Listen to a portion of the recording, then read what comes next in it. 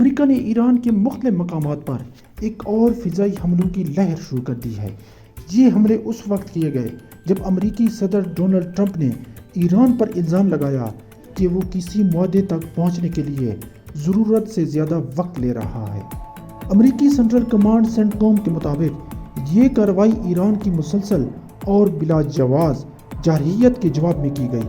ایرانی ذرائع ابلاغ نے اطلاع دی کہ جنوبی ایران کے بندر عباس، سیر اور میناب کے علاقوں میں دھماکوں کی آوازیں سنی گئیں۔ جواباً ایران کی پاسداران انقلاب نے دعویٰ کیا کہ اس نے خطے میں موجود امریکہ کے 18 اہم اہداف کو نشانہ بنایا۔ ایران کے مطابق اردن، کویت اور بحرین میں واقع امریکی فوجی اڈوں پر حملے کیے گئے۔ ان حملوں کے بعد کویت نے مختصر وقت کے لیے اپنی فضائی حدود بھی بند کر دی۔ یہ تازہ جھڑپیں جنگ بندی کی حدود کو آزما رہی ہیں۔ ایران نے اعلان کیا ہے کہ ابنائے ہرمز بند کر دی گئی ہے، تاہم امریکہ اس دعوے کی تردید کرتے ہوئے کہتا ہے کہ تجارتی جہاز اب بھی اس آبی راستے سے گزر رہے ہیں۔ تہران سے رپورٹ کرتے ہوئے صحافی نے بتایا کہ گزشتہ 3 راتوں سے نسبتاً پرسکون حالات کے بعد دوبارہ کشیدگی میں اضافہ دیکھنے میں آ رہا ہے۔ پہلے اسرائیل اور ایران کے درمیان حملوں کا تبادلہ ہوا، پھر امریکہ اور ایران کے درمیان براہ راست محاذ آرائی شروع ہوئی اور اب مسلسل تیسرے دن صورتحال مزید سنگین ہوتی جا رہی ہے۔ واشنگٹن سے رپورٹ کرتے ہوئے صحافی نے بتایا کہ امریکی فوج کے مطابق آپریشن فی الحال مکمل ہو چکا ہے۔ سینٹ کام کا کہنا ہے کہ حملوں میں نگرانی کے مراکز، فضائی دفاعی نظام، مواصلاتی تنصیبات اور دیگر ایسے مقامات کو نشانہ بنایا گیا جو امریکی افواج اور تجارتی جہاز رانی کے لیے خطرہ سمجھے جا رہے تھے۔ امریکی فوج اس کارروائی کو دفاعی اقدام قرار دے رہی ہے، لیکن سیاسی قیادت کا موقف بالکل مختلف دکھائی دیتا ہے۔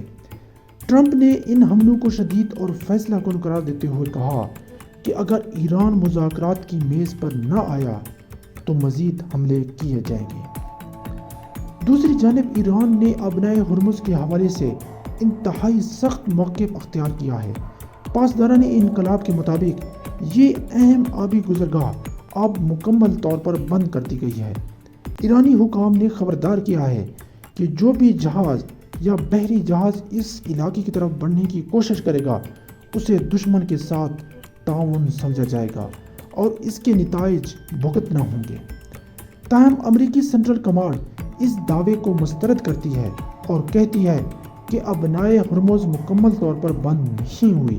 امریکہ کا یہ بھی کہنا ہے کہ ایرانی دعویٰ کہ اس نے ایک امریکی جنگی جہاز کو نشانہ بنایا درست نہیں ہے۔ صدر ٹرمپ نے سوشل میڈیا پر ایک پیغام میں انکشاف کیا کہ گزشتہ 1 ماہ سے ایک خفیہ مشن جاری تھا جس کا مقصد ابنائے ہرمز کے ذریعے جہازوں کی محفوظ آمد و رفت یقینی بنانا تھا۔ ان کے مطابق اس مشن کی بدولت تقریباً 100 ملین بیرل تیل اس راستے سے منتقل کیا گیا۔ ماہرین کا کہنا ہے کہ ابنائے ہرمز میں جاری کشیدگی عالمی توانائی کی منڈیوں کے لیے بڑا خطرہ بن چکی ہے۔ اب تک نہ فوجی کارروائیاں، نہ سفارتی مذاکرات اور نہ ہی امریکی بحری اقدامات اس بحران کو مکمل طور پر حل کر سکے ہیں۔ یوں مشرق وسطیٰ میں کشیدگی ایک نئے مرحلے میں داخل ہو چکی ہے، جہاں پر گزرتے دن کے ساتھ بڑے تصادم کا خطرہ مزید بڑھتا جا رہا ہے۔